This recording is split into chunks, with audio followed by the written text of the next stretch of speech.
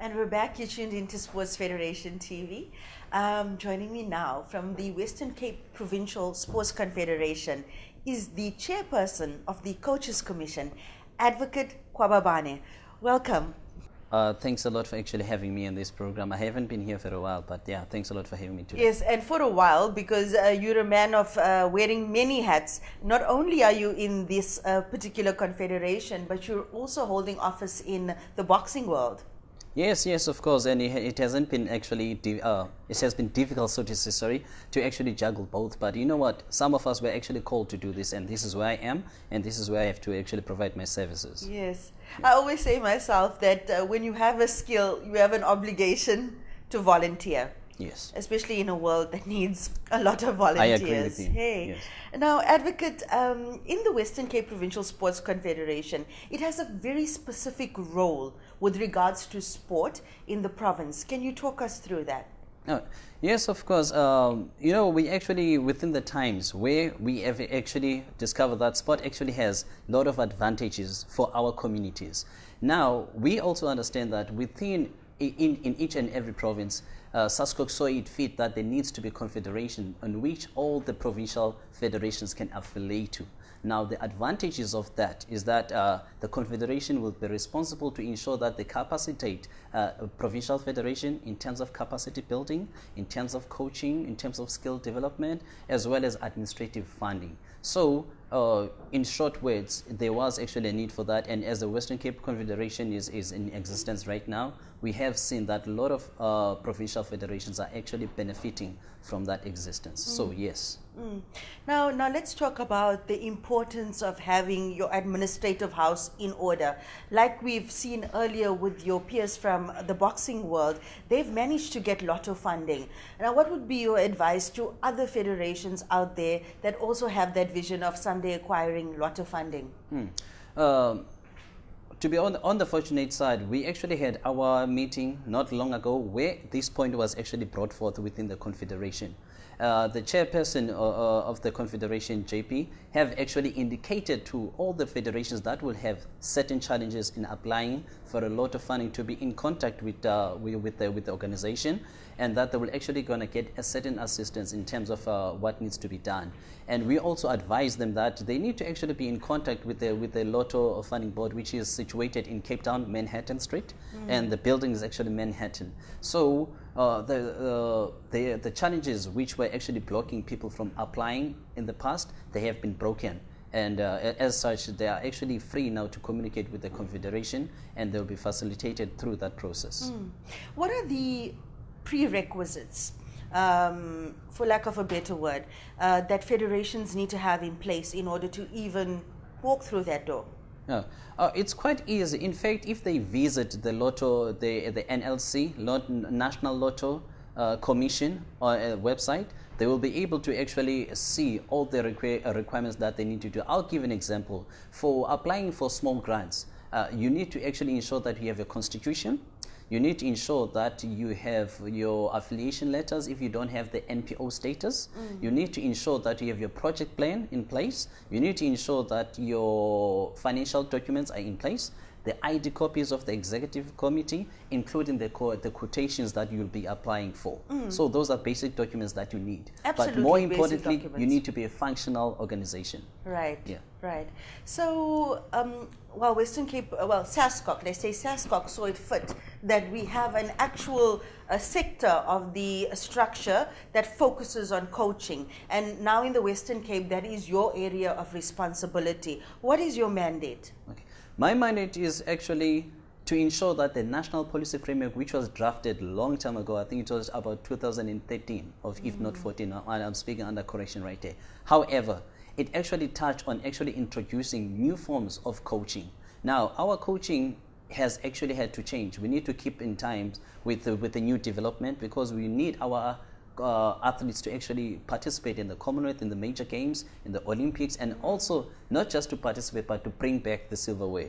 And we actually had to ensure that in doing so, it will actually require not only the athlete, it will require a coach who's well capacitated, it will require a person that knows exactly how to assist an athlete through nutrition, there are ways of actually conducting a workout that can produce better results. So all those facets are actually things that are broken down, and they need people who are qualified to ensure that we bring about better results. And this is actually being done under the guidance of SASCOG. And within the Western Cape, we have a lot of organizations, not a lot of national, or provincial organizations which are affiliated to Western Cape. Some of them are still trying to actually attain the full membership. However, we are not actually turning a blind eye on them. And soon, let's say before we finish this financial year, we're going to have a meeting of all the coaches within the districts. The purpose of that meeting is to ensure that all the coaches from their respective districts, they are moving according to the national policy framework of coaching. Absolutely. Because some people may not even know that there's a document to guide them in that direction. Now, having the privilege of interviewing people from the different sports all over the country and the province, a trend seems to be that the sport would grow if we had the coaches.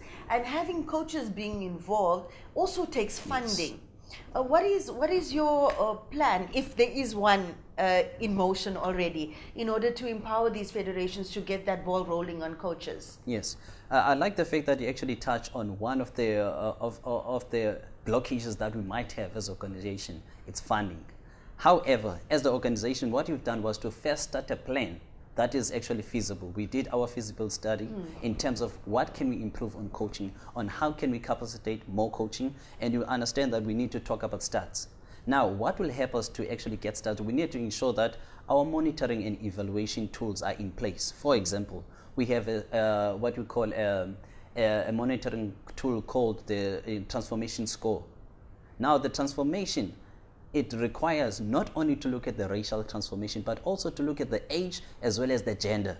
So when we actually upskilling coaches and ensuring that the federation are actually recruiting more coaches, we need to make sure that in all those levels, we will be qualifying at least 60% for this year, to ensure that we have better qualified coaches. As coaches, we have people of color, equal representation of the demographic of the Western Cape, including the age, because for us to ensure that we have a very better succession plan in place, we need to ensure that our young coaches are actually being given some sort of opportunities to become from the district, from the club to a district, as well as the national level.